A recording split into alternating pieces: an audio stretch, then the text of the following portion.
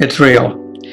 Now, the problem with determinism, which says you can make no choices and everything is determined by your environment and your brain, and you add nothing to that by your own choices. So that's determinism. You're totally passive. You're like a programmed robot, literally. Now, one of the problems with determinism is it's self-refuting. Mm-hmm. If that were true, how could you validate any knowledge, including the theory of determinism? Because what would you have to say? Well, I can't make any choices, but I'm compelled by my brain and my environment to believe in determinism. Okay, and wouldn't that be true of people who believe in free will, that they're determined by their brain and their conditioning, and so you're in an impasse. Nobody can know anything, and you can't get anywhere, and all you can do is throw up your hands and say, I'm just going to act like a robot, and so is everybody else. So it's completely self-refuting if you believe you have no choices. So it refutes determinism, it refutes everything.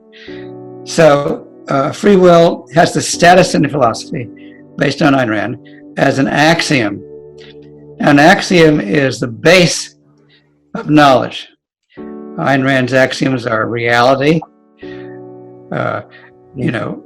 causality, consciousness, and they're the starting point. If you don't have those, you don't have knowledge of anything. Free will is an axiom of any kind of attempt to know anything.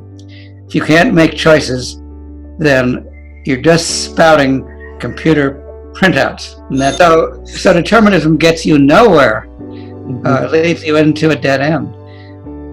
So if you're going to know things, you have to have a method of knowing, and you have to have control over applying that method to the fact. So that's what free will involves. And that's Ayn Rand's great contribution to show that consciousness is an axiom, and specifically free will is an axiom, and can't be attacked or refuted without self-contradiction. Most academics, even though they are supposedly intellectuals, are really not intellectual. Most of them have very few interests outside of their narrow specialty. And if they jump into politics, it's not due to philosophical thought, it's just due to conformity. They don't actually have a philosophy they can actually think about. Mm-hmm. So they're not intellectuals in the real honest sense of wanting to study philosophy to find out how to know. It's just not something that interests them. So they're pretty much stuck with the status quo. Okay. By default. Even if they're not